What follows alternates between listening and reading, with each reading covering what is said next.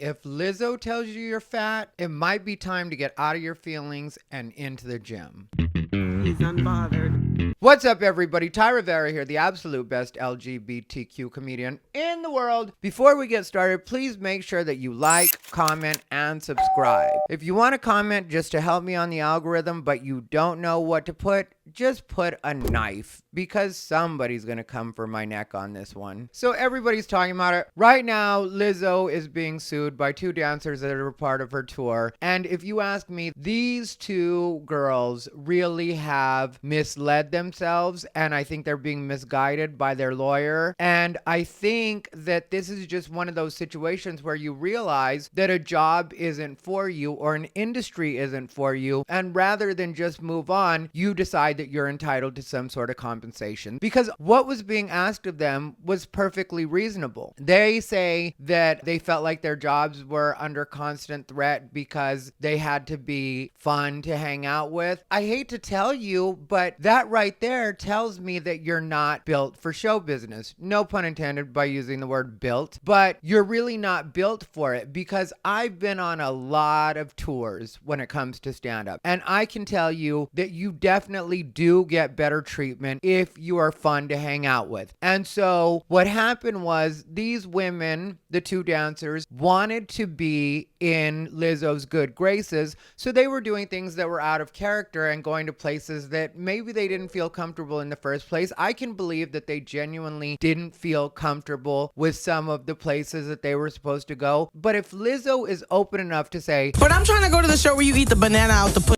this is where we're going, this is the plan, this is what we're gonna do. And she talked about it on a radio interview before you even did the event, because she was saying that one particular spot she wanted to go to is a place called the Banana Bar. And that's where the dancers claim that there were adult toys being thrown around during that particular performance. They were being urged to touch a performer's breast. Also, they were cheered into eating a banana out of a dancer's giner, let's say.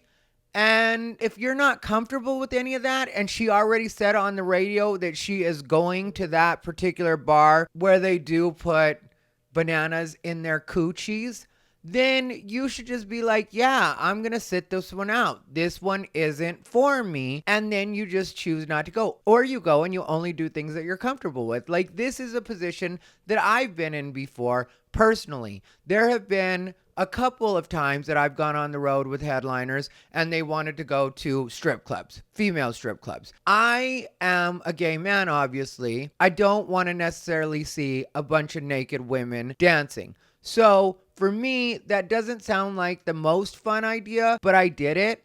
I did it within my boundaries, and that's the way that I got through it. Everybody thought it was funny that there were certain things that I just said no to. Like when it came to private dances, I was offered a couple private dances, like as far as the headliner offering to pay for me to get a private dance just because they thought it would be funny. And I was very clear about the fact that, yeah, I'm just not doing that. They laughed because I was so snotty about it, but I didn't get in trouble for it. But if you're fun in other ways and you're good at your job, there's a good chance that you're going to be able to keep your job. Because I can tell you, of the things that I said no to in my time, there has never been one where I've been fired over not doing that particular thing, because I am good at my job, and also because when it comes to the other parts, I'm fun, I'm a good hang. And that is a part of show business. I've chosen not to take people on the road for future dates because I just didn't think they were fun to hang out with. They kept hanging out in their hotel rooms. They weren't good company on the road. Sometimes when you're on the road, you're lonely. And then you have a personality like Lizzo that's really enjoying being a celebrity and living like a rock star is what she's doing. And also you have to remember that Lizzo has already told us she took a DNA test. She's 100% that bitch. So if you don't want to hang out with that bitch, or a person that's especially 100% that bitch, then you probably shouldn't go on the road with Lizzo. Maybe you're not built for for it. But instead, you saw that the other dancers were getting to go on private jets and get to go to Hawaii. And you were like, I want to go on private jets and I want to go to Hawaii. And so you decided to do things that you weren't comfortable. Later on, she fired you anyway because outside of not being a good hang, she thought maybe you were drinking, and maybe you were, maybe you weren't, but that's what it is. Also, when it comes to the thing, because they're suing about being weight shamed, they claim that that also created a hostile environment. And if you are a dancer and Lizzo has told you in so many words that dancers can be fired for weight, that's not untrue. You ask any ballerina what it's like to really be a traditional dancer, and they often suffer from eating issues because of the requirements for being a ballerina. So you talk to these ballerinas about what it is they go through when it comes to having to make weight or look a particular way. They will remind you that you are basically a hippo dancing in a tutu, and you should be lucky that anybody hires you for that job outside of the circus. So when you try to come at it in a way like you feel so victimized by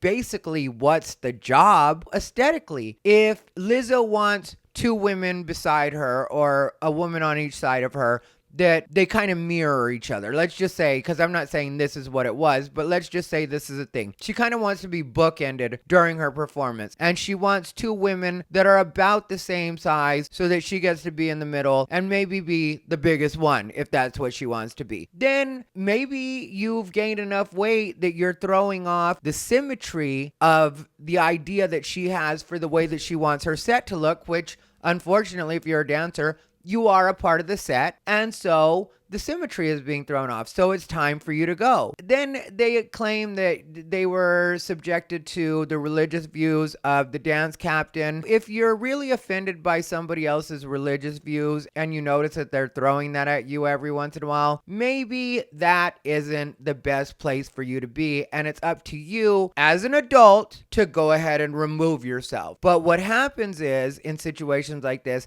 these women know that nobody else is putting them on. And I'm not trying to be rude, but there's just not a lot of people looking for big girl dancers. It's what it is. Look at Beyonce's dancers. Look at when Rihanna chooses to have people dance around her while she does nothing. Look at Mariah Carey's aesthetic. A lot of times they do have a particular idea of what they want from the dancers, be they male or female, just when it comes to the aesthetics of it. So if you're not fitting into that aesthetic at a certain point, or one of the things that one of the dancers mentioned is that she had that addressed when she was at South by Southwest. And from what she says, even though she may not have realized it comes off this way, is that in what she was saying, it sounded like Lizzo was being like, you're getting too big to do the job. Like your performance isn't really what it needs to be. And then somebody else from the crew addressed it and told her that she seemed like she wasn't the most dedicated to the role. And that is a professional criticism, if you ask me. I don't consider that to be bullying.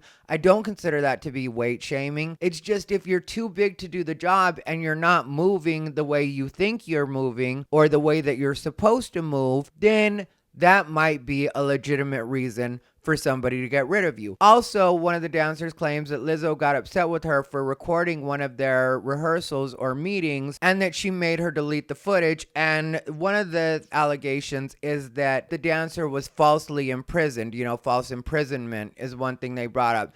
And that was in reference to once that was over, Lizzo was upset when she realized she had been recorded, and they said it was a tense meeting. But who does want you recording a tense meeting at work? And I would be willing to bet on the legal front that probably when you went on this particular tour, also when you did her reality show, which is Watch Out for the Big Girls, and how some of these women got discovered, I would be willing to bet money that in that contract, it says that everything that you record or that anything that's in any way captured in regards to performances or behind the scenes is the property of the production company. That's what I would be willing to bet. And I have seen a few contracts. I've only signed one or two, but it pretty much says everything that's going on, you're not allowed to record it. So when it comes to that, then it almost becomes a situation where I would imagine that part of the defense will be that since that footage that you had on your phone technically did belong to the production company, it's the production company's right to demand that you delete it because they do not want that getting out there, whether that's because it makes Lizzo look bad or because they want to do a particular edit of the way that they see that the meeting went down. Or they're going to use it for some sort of docu-series. You never know. And so in that situation, it's almost like if you were to steal something from work and they were to take you in the back and be like, look, we're going to have to get that back from you before we let you leave. And that's what I think that the defense for that is going to be. And also when it comes to clubs in the red light district that they were asked to go to as part of the after hours activities, you have to wonder, was it after Bad Bitch O'Clock or Thick 30? Because if it was, according to Lizzo, it's about that time. So I don't really know what they're trying to get at here other than, like I said, they realized that something was not for them and they thought they deserved some sort of compensation. As far as eating a banana out of a performer's vagina because that's what Lizzo had urged you to do, I would never submit to that. I don't care who told me to do it. I would just be like, yeah, that's not happening. I'm definitely not doing that. And if you weren't strong enough to do that, that's really on you at that point,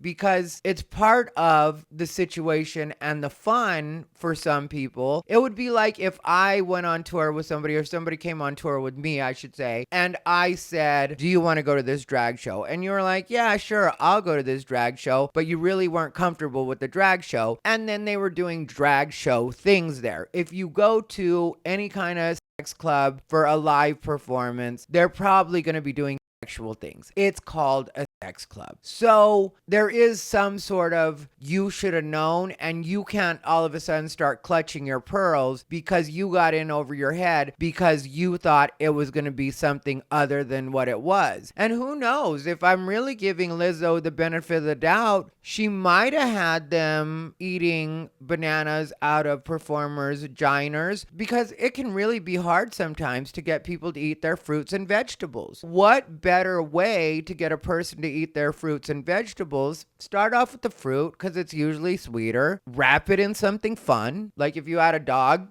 you might put it in cheese. Actually, with these big bitches, you probably could have put it in cheese too. But that's neither here nor there. The fact of the matter is, they didn't put it in cheese. They put it in a dancer's vagina. So it is what it is. And the most important thing is weight is not a protected characteristic federally when it comes to discrimination. So it's going to be really hard. And I think that's the reason that they've decided to go so public in the last couple of days, because they are planning on Lizzo not wanting it to get out that she was weight shaming. But that would be more about public perception and her trying to save face in that way, and less about what it is these women are trying to make it into, which is a legal thing. I really do feel like they thought they were more likely to just get a settlement if they just come out with this, and then they're like, Lizzo, which of course they wouldn't talk to her directly, but the implication would be, Lizzo, do you want it getting out that you're really not practicing what you preach? Here you are talking about body positivity, and big girls can do the same thing that smaller girls do, and all the other stuff that you lie to yourself about. And now they're going to find out that these are the things that you've said in private. Of course, that's going to look bad, but I think Lizzo is going to be ready to take that hit and just be like, yeah, I don't really care. I'm not going to respond to it personally, but my lawyers will respond to it, and they'll let you know why this isn't going to actually stick, and I'm not going to give you a settlement. In other words, hush money, just because you think that you're gonna, in a sense, extort me. Even though it's being done through legal channels, I would still consider it to be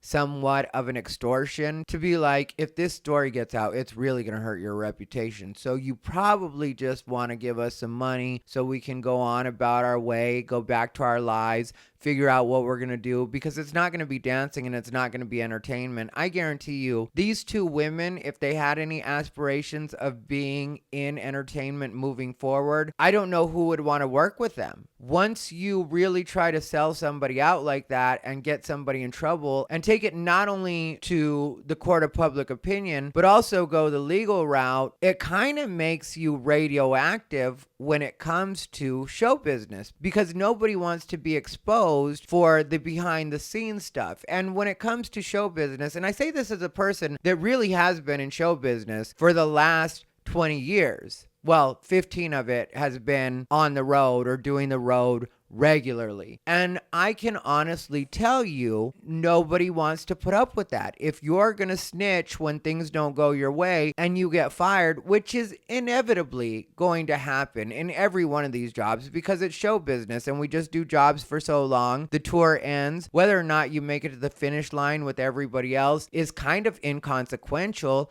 The fact was you actually did the tour, and for whatever reason, you had to, at a point, be let go, which, like I said, would have eventually happened anyway. But now you want to be sour grapes and be like, I don't think this is fair, and I also don't think it's legal. There's a point where one of the dancers mentioned, after she got talked to about her weight, that she has had eating disorders. And I would think that the reason she's saying that is because you are in a protected class if there is some sort of disability or medical condition. So I would imagine that she's trying to go the medical condition route and be like, I have no control over this. This is an eating disorder. That's the reason that I gained the weight. That's the reason that I was struggling.